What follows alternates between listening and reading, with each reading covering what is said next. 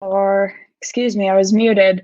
Hello, everyone. Thank you for joining us today for a Q&A session with some local doctors here in the Myrtle Beach area to hear about COVID-19, what we can expect for this summer and beyond, and really to talk about the long road that has gotten us here as well. My name is Mary Norkol. I am a reporter at the Sun News focusing on COVID-19 in our area. The pandemic has been brutal and our area has really suffered a lot, but I know that a lot of you are really looking forward to this summer and getting back to some pre-pandemic activities. So there's that to look forward to, but there's also a lot of questions around that, especially with an increase in tourists, possibly bringing different strains of COVID with them. Ahead of our tourism season. So to help answer those questions, I am joined today by 4 doctors from the Myrtle Beach area and on the Grand Strand. So I want to give a big thank you and welcome to them. Today we have Dr. Kevin DINEEN, a pulmonary and critical care doctor at MCLEOD Health.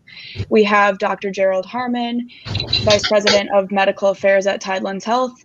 We have Dr. Paul Richardson, Chief Medical Officer at Conway Medical Center, and we have Dr. Robert SHERERTZ, an infectious disease specialist at Grand Strand Health. So welcome to all of you. All 4 of them have been on the front lines throughout this pandemic, and they've seen things really progress on the front lines. So we are really grateful to have you here today to help answer our questions. I have some questions of my own. We are also taking questions from readers live and some that have been submitted already. So if you're watching live, feel free to comment in the chat or on Facebook with any questions, and I'll try to get those in as we go. So let's get started. I want to really start by taking a look at how we got here. Right now, we have a vaccine widely available for everyone older than or 16 and older, and we've got a little bit of hope, but obviously that wasn't always the case here. For those of us who weren't in the hospitals on the front lines during the worst points of the pandemic, can you pull back the curtain a little bit and tell us what it was like in the thick of it to describe some of the hardest moments? Dr. Richardson, let's start with you. Yeah. Hey. Well, thanks for having me on this afternoon. Yeah. The early on in the pandemic several months ago, it was particularly rough, especially for frontline personnel. We had just like all of my colleagues here in their facilities, we had a very high census of admitted COVID patients, many of whom were very ill, vented ventilators and the like, and so and not having visitors, not being able to have visitors in the hospital, particularly hard, especially for our frontline nursing staff. I've said this before and I'll say it again, I just can't say enough great things about the way that the nurses and physicians have performed here at Conway Medical Center throughout this pandemic. And that was a particularly trying and traumatic time for everyone, especially for the patients and their families. But we know that while numbers are a whole lot better, we're not out of the woods exactly completely yet. Thank goodness, again, better than we were a few months ago, but still a lot of work left to do. Sure. And Dr. Richardson, you were mentioning how the nurses and the frontline personnel have been so great, but I'm sure it's also been hard on them. Can you talk about that a little bit, the toll it's taken on the frontline workers? Well, I know I've spoken to many of my colleagues in the nursing field here, and just the emotional turmoil they went through. Many of them had patients who passed away from COVID-19, and they were the ones in the rooms with those patients. They would have loved for the families to be there, and we did, make arrangements many times for families to be there with proper protective equipment. But many times, sometimes we could not, and just that emotional toll of that. The folks don't think about it, but even the requirements around the amount of equipment that they had to take on and take off every time they went into the room. That's something we don't normally do on a standard case, and so just that toll was a lot for the staff. I know from a physician standpoint, and just talking to my colleagues, it was quite brutal there for several weeks of really seeing these patients who many did respond, sometimes responded, but some did not. And that really hits home and hits us very hard, especially when we're taking care of patients many times who might actually be our age or younger, and seeing the toll that this virus can take on those patients. Thank you. Dr. Dineen, if you want to give your thoughts on this, when you look back at last year around this time, what is it like to compare this and to be vaccinating people by the thousands now? Well, certainly that's been a game changer in terms of just the numbers of people that we're treating and the severity of illness. A year ago, as we were just getting into an unknown territory, but with cases, thankfully we didn't have them very heavy in this area until probably May or June. But as the cases started mounting and not being able to get test results back for sometimes over a week, those were frustrating challenges because you didn't really know who had it and who didn't.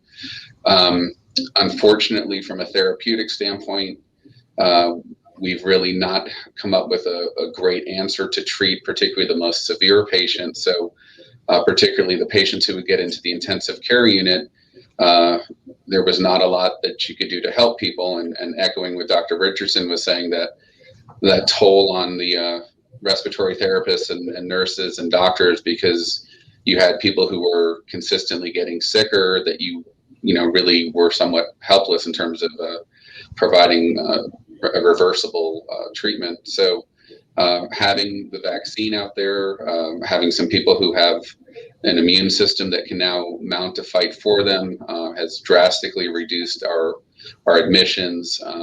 Unfortunately, we still do have a small number of people, but people who are getting admitted and are becoming severely ill like we saw in the past. And unfortunately, the majority of those are people who have, to this point, not been vaccinated. So the vaccine is going to be the key at this point along the way. Thank you. You were mentioning the vaccine, and obviously that's been a hot topic for a while now. And I think a lot of people have questions about what you can actually do if you've been fully vaccinated, what is safe. And especially with summer coming up, there's things like festivals returning, concerts, people want to be back in bars and restaurants.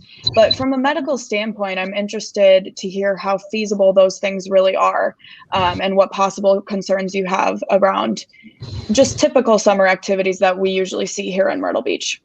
Dr. Harmon? Well, Mary, thank you. Good to be with this group today.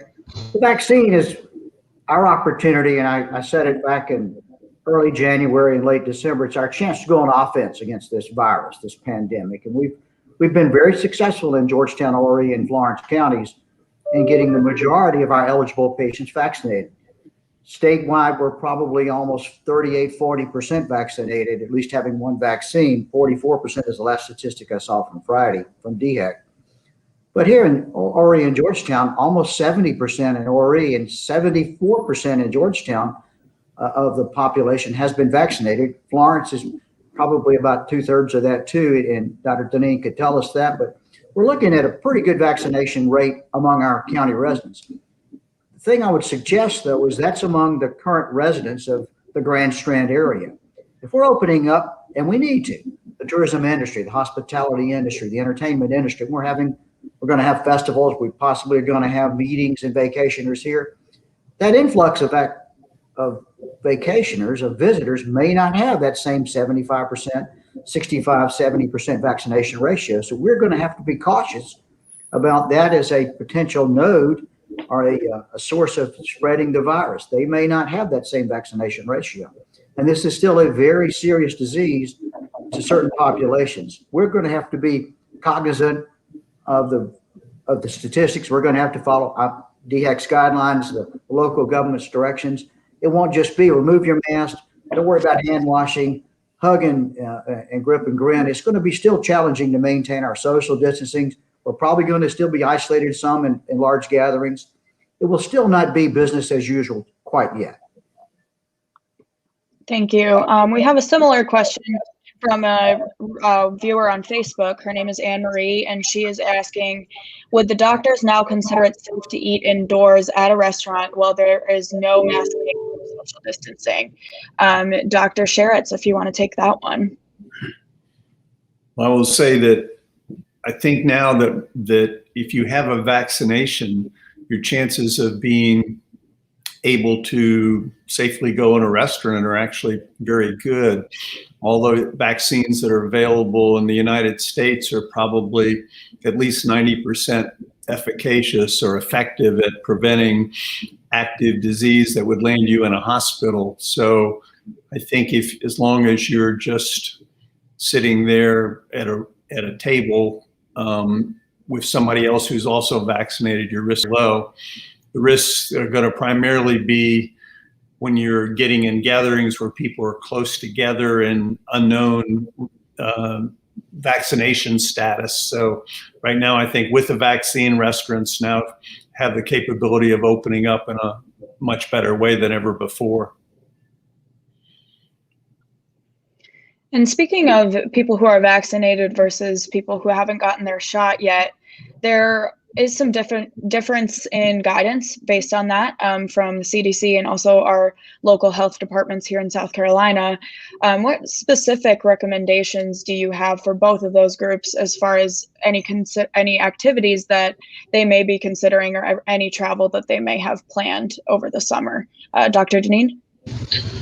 Well, I think in general, we should follow the recommendations from the CDC and then locally from DHEC. I think they have access to the most information and can give the best insight as to what's changing. I think as Dr. SHERERTZ said, if you have been vaccinated and you're going to be in small groups with other vaccinated patients or people, then I think you can feel generally fairly safe. The larger groups, being indoor, being on airlines, I think you just have to still continue to take cautions and precautions because you really don't know about the vaccination status of the other people in the area. When you're indoors, it's a little bit different than outdoors. So I think if you're outdoors, you can have a little bit more flexibility in terms of masking and just maintaining social distancing is still important. So I think you just have to continue listening to what the CDC is saying and following the recommendations as best able. Thank you. Horry County has more than 140,000 people vaccinated. We are routinely one of the top counties in the state as far as our vaccination rate goes. But like everywhere in the country, we are still seeing some people resist getting their shot. And some question the science, some question the ability for something to be tested so quickly. What does that mean for our progress out of the pandemic as a community? That is something that a lot of people are wondering about. I have a question from a reader that is similar.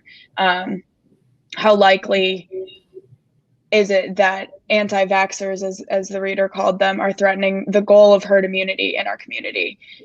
Dr. Richardson, what are your thoughts on that? Well, Mary, that's a great question, and I do believe that some of the slowdown in the acceptance of the vaccine is obviously slowing down our progress in that regard. To your point, I'm sure my colleagues will agree with me. To your point about some questions around the science of these vaccines, we really have to go back, several years back, even about 20 years ago, when we had the SARS outbreak, mostly in the Middle Eastern area and that kind of thing. But if you recall, back in that time, there was work around vaccines for that particular outbreak back 20-some years ago. A lot of this technology has been built based on that, on that research that was done back then. So while these are new vaccines, technically, a lot of this research has been done for quite some time. And so even though, I know I've heard even my own friends have said, wow, this seems to be kind of rushed. A lot of the groundwork was laid for this many years ago. So while that may not be completely reassuring to people, I hope it will be somewhat reassuring to folks and really help this last group of people become vaccinated. I'm sure, again, my colleagues will agree here, we had a large acceptance when we first opened up vaccines to those, 65 and older, 55 and older, those age groups. Some of the younger age groups have not been quite as eagerly accepting to the vaccine. And just like they were saying earlier, not knowing those vaccine statuses, I would hope that folks that are kind of on the fence, that are sort of like trying to think, well, is this for me? Was it too rushed? I hope that some of that reassurance will help them to make their mind up to maybe go ahead and consider and really get vaccinated, so we can get the kind of numbers that it takes to reach that level of herd immunity. Great, thank you. We have another reader question. This is from Hannah on Facebook. And Dr. Harmon, I'll give this one to you. What do you think some other states are doing differently than South Carolina that are leading to some higher vaccination rates? She references some northern states that have rates above 40%. And does South Carolina anticipate catching up to them as we continue to vaccinate people? Hannah, that's a good question. We're really still, I mentioned 44% have had at least one of the vaccines here in South Carolina. That was, I said, the DHEC release this morning. I'll tell you that other states might be giving something that we're not able to do yet, and we're starting to do better. We have had a little bit of lag in making our vaccines available in the private offices. We have, as you may or may not know, mainly what we've received in South Carolina through DHEC, through the CDC and other distributors, have been the two messenger RNA vaccines. The messenger RNA, the vaccines were Pfizer and Moderna. They've had some high refrigeration and freezing requirements. You had to have one of them is like almost 98 degrees below 0 Fahrenheit stored. And once you reconstituted it, it was difficult. You had to mix it up and give it within 5 hours of mixing it up. So it was a distribution problem. The second one still had to be not quite as frozen. It had to be distributed and given within a week or so after, or 10 to 20 days after mixing it up. The Johnson & Johnson product that we had a 2-week hiatus on, it's a single dose vaccine. It's stored basically in a refrigerator or room temperature, a lot easier. The Johnson & Johnson would have been a better vaccine to put in doctors' offices. The doctors, as you know, the family doctors, such as our offices that you see in the trusted environment, that's your trusted medical confidant. In most patients' cases, they'll trust their doctor. They may not trust government. They may have a concern about reading something on the internet or the media. But if their physician says you need this vaccine, they know them well. That's been a good location to have a confident patient receive the vaccine and know that it's safe. So we're just now starting to get more of those vaccines into the private physician offices. I hope that South Carolina can keep up and do better once we get it in what we call the trusted influencers, our vaccine recipients. Thank you for that. And thank you for that question, Hannah. Dr. Richardson, do you believe that Horry County has experienced any equity issues as far as vaccine distribution and access goes? And what kinds of things are being done to prevent that, if so? Well, we do know that there have been some issues with that simply because of access, if for no other reason. And I know, like Common Medical, we have made efforts in order to target certain communities in order to try to improve that. I know, again, my colleagues from other health systems have done exactly the same. So while there have been access issues, we are trying to overcome those by taking the vaccines to certain communities and areas that may not be as well served, or it may be more difficult to get to a medical center. Because just like Dr. Harmon, like he was alluding to, really getting the vaccine out into physician offices, I also believe will be key in addressing some of those questions as well. Because not only do we know that patients should trust their physicians, we know that those physicians' offices are many times located in those areas to provide more equitable distribution.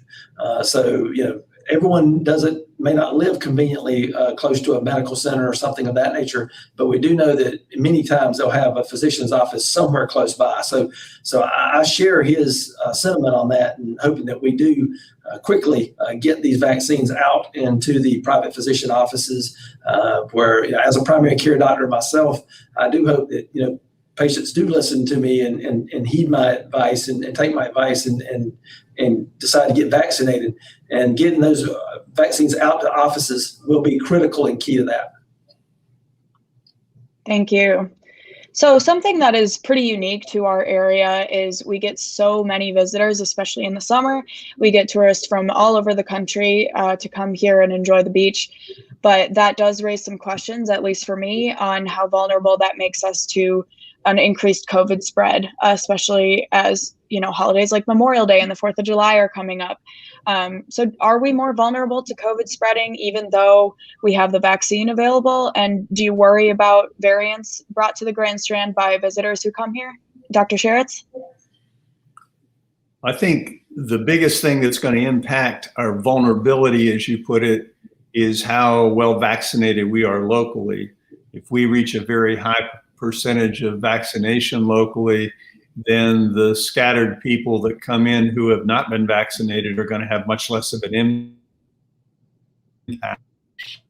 If we don't get much higher than where we currently are, then we'll be much more likely to have little bursts and clusters of infection as the summer progresses, because, you know, it's going to be without question much more open this summer than it has been, and unless we have a big outbreak that would get in the way of that. But right now, I think it's going to open up fairly quickly this summer, is based on the way things are progressing. Great, thank you. Now we have a reader question. This is one that I think partly remains to be seen, but if you could discuss this a little bit, Dr. DINEEN, when and where do you expect vaccines to be available in the Myrtle Beach area for 12 to 15-year-olds when it's approved? Yeah, I'm not sure I can answer that completely. I think every, you know, each of the healthcare systems will have to decide some of that, much as they did from the beginning. And as the other doctors mentioned, if it does become something that's available in the individual doctor's offices, that will obviously ease that. It seems like there's less of a demand for the vaccine now than what we saw at the very beginning. So I think the distribution should be much easier.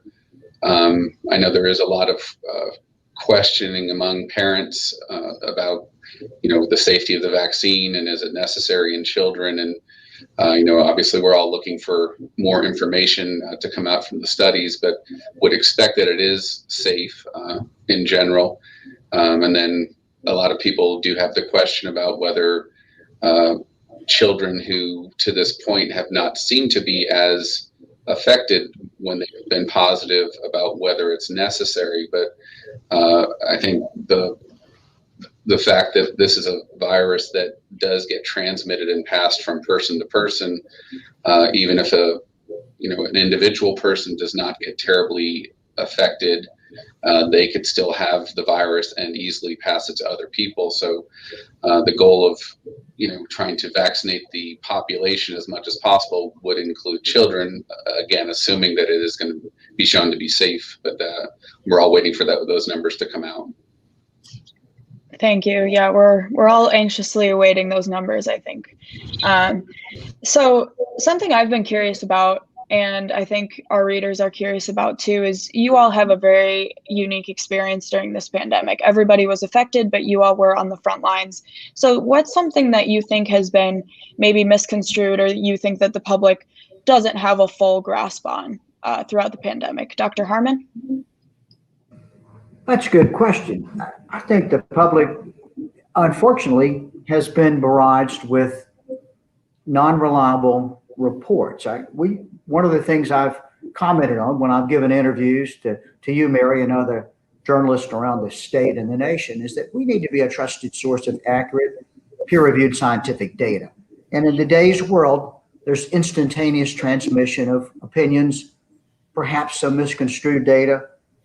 Social media is full of folks who have an opinion that have heard a story, and it might spread like wildfire about the vaccine carrying something that would affect your DNA, or some little GPS tracker in the vaccines, all these things that are really concerning and have no basis whatsoever scientifically.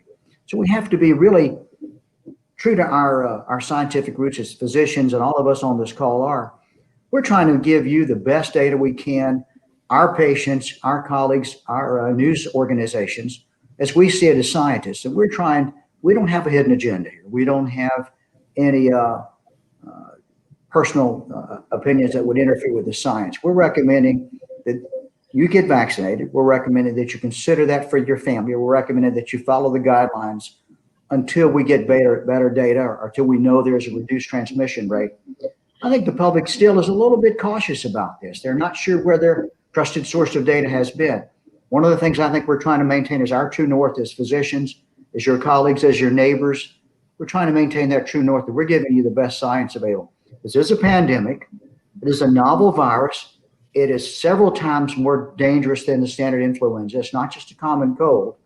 I've had neighbors, I've had family members, I've taken care of patients that did not do well with this, that either got very seriously ill or died, and the standard influenza would not have done that. It's highly contagious. It's more contagious than the standard influenza, and it does have long-lasting effects. There is now a long COVID syndrome. We know that perhaps 60% of the patients over 60 years of age have serious symptoms 60 days out. So it's really serious. It affects not only your lungs, it affects your brain, and it affects your blood vessels. So it is a very serious disease, and there is a very effective vaccine to prevent it. Thank you. Thank you. We have another question from a reader. And again, I'm not sure you'll be able to give a number right off the bat, but if you could just talk a bit about this. The question is, what is the chance of getting COVID after having it and being vaccinated? So I think what the question is if you have kind of that double immunity, so to speak, if you've been vaccinated and you have antibodies from having COVID as well. Dr. Richardson, do you have any insight on that?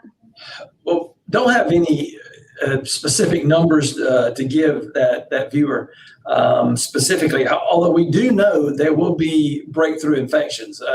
By definition, if a vaccine's 90 to 95% effective, then you're going to have 5 to 10% that it is not effective in. So we know that there will be some breakthroughs.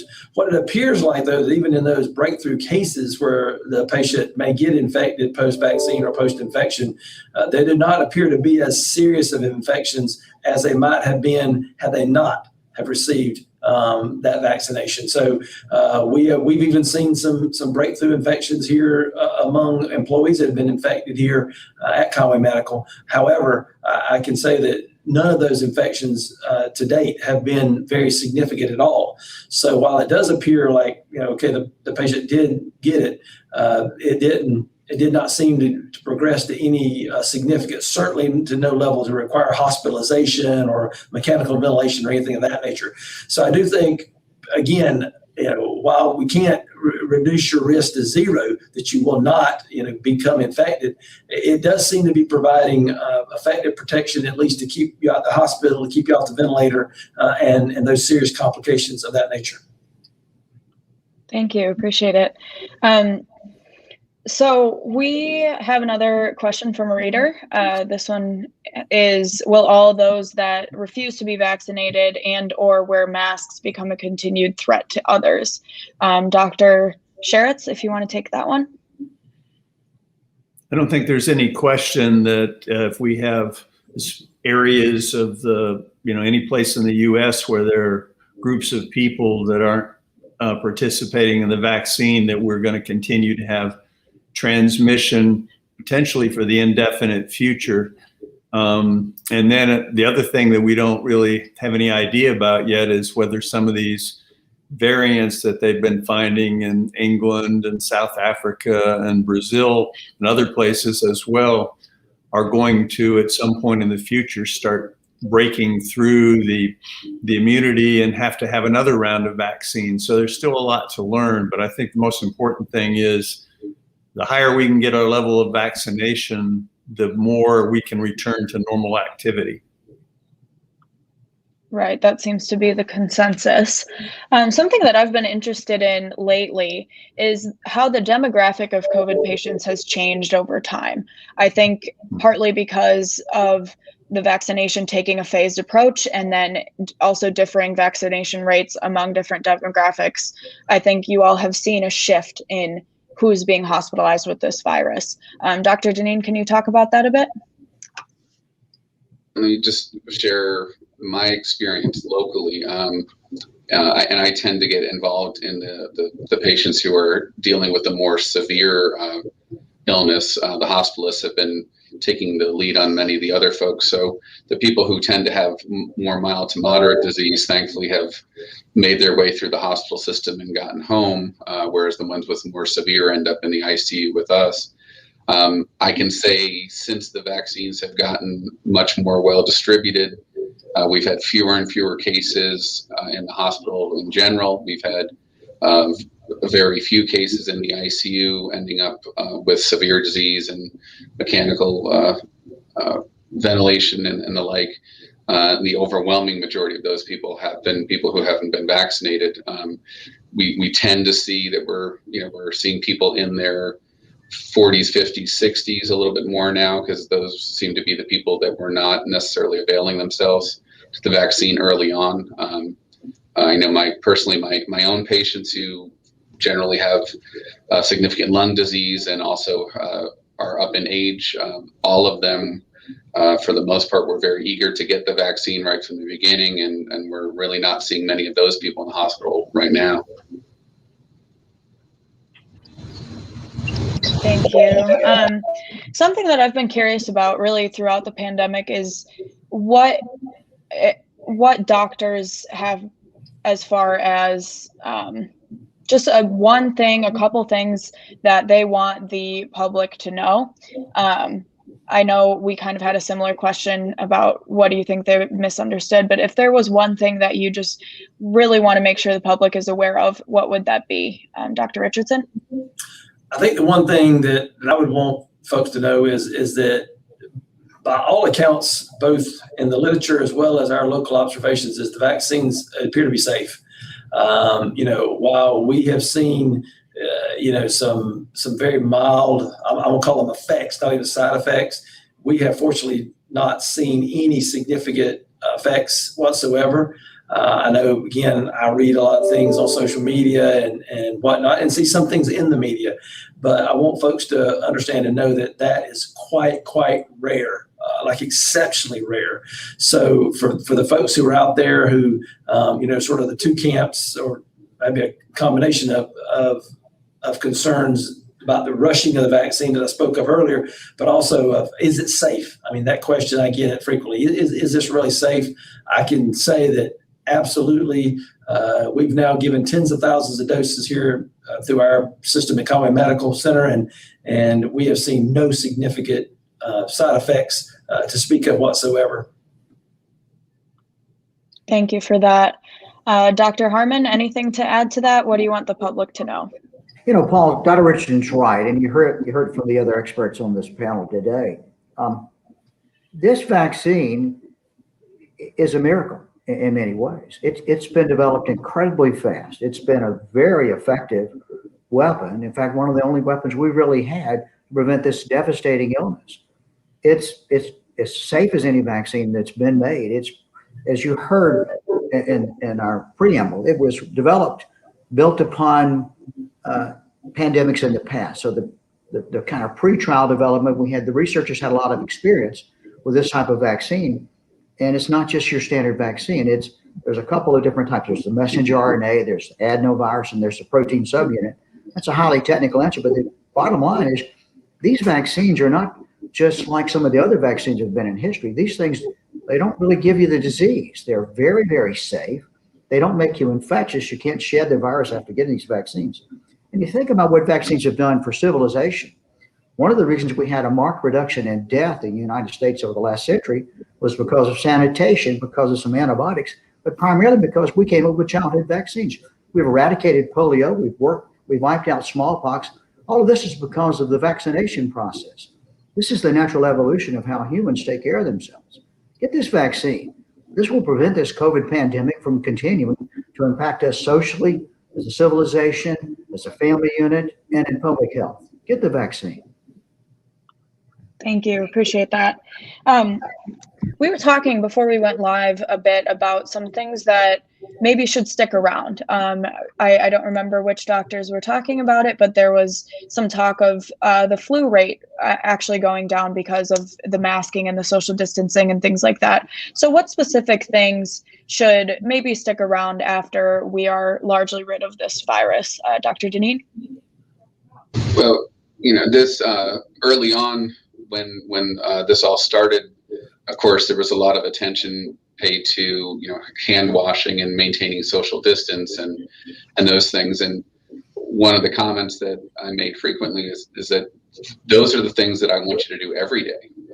Every time a new viral illness comes out, that's what everyone recommends. But it's really what you should be doing every day is, making sure your hands are clean, trying to avoid touching your face with your hands. So there's a lot of stuff that should be already a universal situation. Social distancing, that may be more of a challenge in some situations. And, the question moving forward is going to be about the utility of wearing masks at certain times. Will it become a recommendation that in the winter months to reduce influenza and other illnesses, that may become something that's recommended over time. I'm not sure anyone really warms to the idea of having to wear masks. That's not really how our society has worked. But if there is sufficient evidence to say that it's helpful, that may be something that's recommended. But most of the things are things that we should already be doing every day, all the time, and just being more aware of it. Thank you.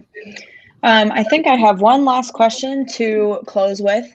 There has been some discourse lately about the likelihood or lack thereof that we will actually reach true herd immunity. Basically, my question is COVID here to stay? Will we be dealing with this for years to come? Dr. SHERERTZ? There's pretty good information that COVID has a mutation rate that's not dissimilar from influenza. And influenza, as we well know, requires a new vaccine every year. I think it's actually a reasonable possibility that we're going to find that already we have these variants that seem to be threatening to be not necessarily protected against by the current vaccine. So I think it's a real possibility that we might see at some point in the future, hopefully not too far away, vaccines that have to come around a second time around because this virus just keeps circulating. And I think it could easily be a flu-like cycle that we see in the future with this virus. Thank you. We do have one more related question from a viewer on Facebook. Her name is Anne-Marie. She asks, will we need booster shots of this vaccine to keep protection from the virus? What do we know about that, Dr. Richardson? I think the jury's still out on that one, whether or not we'll need booster shots. I agree with Dr. SHERERTZ. I do believe that we're going to see this be cyclic in nature, sort of like influenza has become. And so while we very well might need those booster shots, frankly, if they're as safe as the first round we've got, I personally don't have any problem with that, and nor do I have any problem recommending that to my patients. Because again, many of us have become quite accustomed to getting our influenza shots every year, or at least I hope many of the viewers are partaking of those. But I do think, this definitely could get into that kind of category over time. We just have to see. I think we've learned a ton in the past year about this virus, and no doubt we're going to be studying and learning a bunch about it over the next many years. Thank you. I think that's a good place to wrap up. Thank you, doctors, for all your insight and offering your time to be here with us today to answer these questions. Thanks as well to our readers at the Sun News for joining us today and submitting your questions and being so attentive during this great event. We will continue to report on COVID-19, and your support of our journalism helps us to continue putting on events like these to get your questions answered. Please consider subscribing to the Sun News so we can continue to do this important work for our community. I will also continue to cover COVID-19 and especially on our website and on Instagram. Our account is called The Sun News on Instagram. I will be there each Monday, giving a bit of an update on the virus in our area and report out a story each week. And I'd really love to see you there. Thank you again, everyone, for coming. Feel free to reach out to me via email or on social media anytime if you have questions on COVID-19 or anything else, or if you have news tips that you want us to follow. Thanks again.